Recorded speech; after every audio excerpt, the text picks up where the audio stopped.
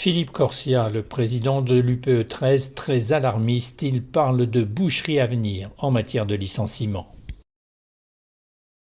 C'est pas simplement la dette que nous avons de 3 000 milliards, mais c'est l'avenir qui est une catastrophe avec des prévisions qui sont pas bonnes en termes de visibilité, en termes de trésorerie et en termes d'engagement et de confiance de la part de nos adhérents. Donc faire très attention, arrêter de jouer avec ça parce que sinon nous sommes déjà au bord du précipice et dans très très peu de temps, si on ne fait rien, on va tomber.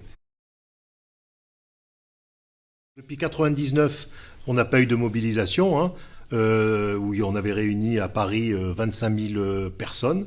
Cette année, nous sommes le 13 octobre, une délégation de l'UPE 13 va partir sur Paris à 14 heures à Bercy pour pouvoir montrer la volonté de cette cohésion sociale, la volonté d'arrêter de mettre les entreprises comme des boucs émissaires. Alors, je vous rappelle que 90% des entreprises ont moins de 20 salariés, 90% des patrons gagnent moins de 4 000 euros par mois. Depuis 15 jours, le débat est focus sur la taxe Zuckman qui concerne que 0,001.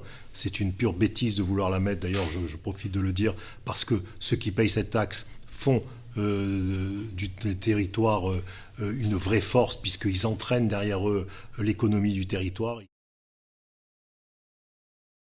Pour l'UPE 13, on a un événement majeur qui arrive, c'est le 15 octobre avec notre forum des entrepreneurs qui va se tenir au Stade Vélodrome. Cette année, c'est un forum assez exceptionnel puisque nous allons mettre au centre du jeu le thème de la jeunesse puisqu'il va s'appeler Forever Young.